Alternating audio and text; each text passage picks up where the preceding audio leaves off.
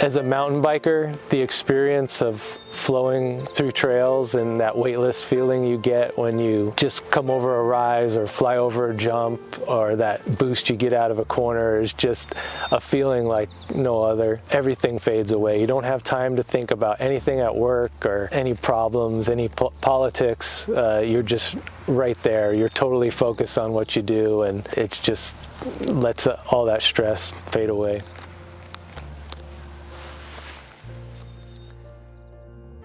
My name is Brian Kilpatrick, and my role in the chapter is I was the first chapter president, and I do photography and graphic design for the chapter now. Port Gamble's an amazing place, and it's got a very complicated past. It's the ancestral home to the Port Gamble Sklallam and the Squamish tribes, but it was also a sawmill for 142 years. But now recreation is the main draw for people here because it's got a 4,000-acre park, and that park was slated to be homes at one point, but we saved the land, and it's the largest Kitsap County park on the peninsula.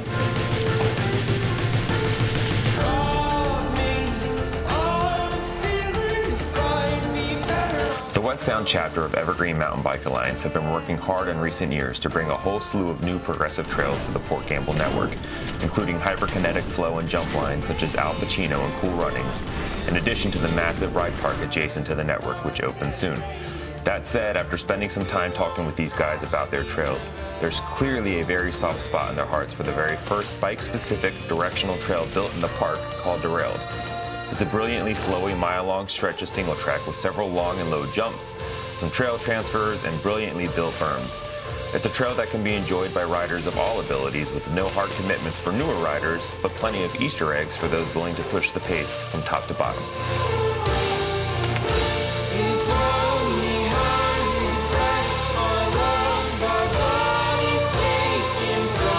As the crow flies, this is like 20 miles from Seattle, downtown Seattle.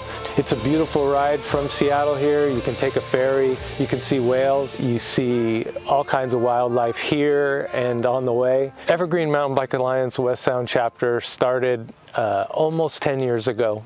There was a group of us, and we all wanted a certain experience riding, and we didn't really have a say-so in the trails, on the trails, how many there were, what kind of trails were being built, and we wanted a seat at the table. The mountain biking in Port Gamble is interesting because there's a lot of legacy trails, so you have a lot of deer trails and old horse trails, but then you have new school trails that are purposefully built, and that's where we're going. There's a new ride park that's being built. It's a 150-acre ride park, and it took nearly 7 years to get it here, but now it's here. A friend of mine said she gets lost so she can get found, and this is that kind of place. And I think what she means by when she gets lost is that you forget everything else in this world, all the noise, and you find peace out here.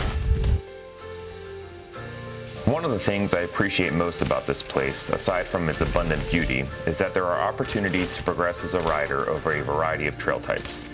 Where trails such as Derailed are a great opportunity for riders of varying abilities, Titan is a trail better suited for more advanced riders.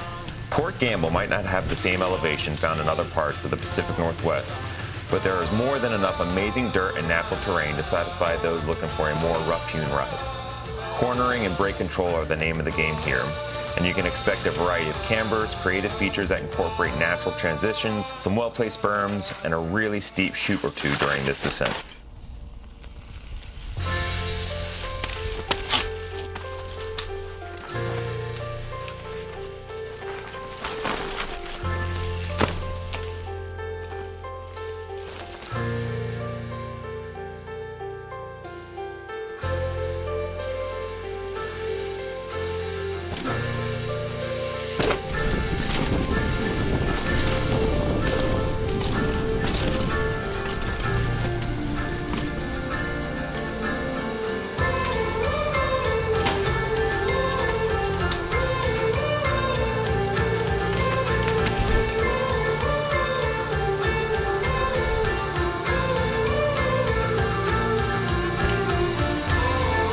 Advocacy to me is just about a love of people, connecting people with the outdoors. I've seen it change lives.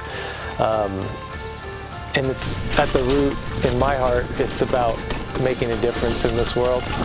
So I know it's tons of hours, and I joined a lot of committees back in the day and spent a lot of time, but at the root of it, you see kids out there and families out there laughing and playing. In the beginning, we took one of the politicians to Duthie Hill Mountain Bike Park, and we showed her the families out there and the experience out there and what we could do here with a ride park. And she was so touched. She loved the idea that we could connect recreation and conservation to save land, but also bring people here and change their lives.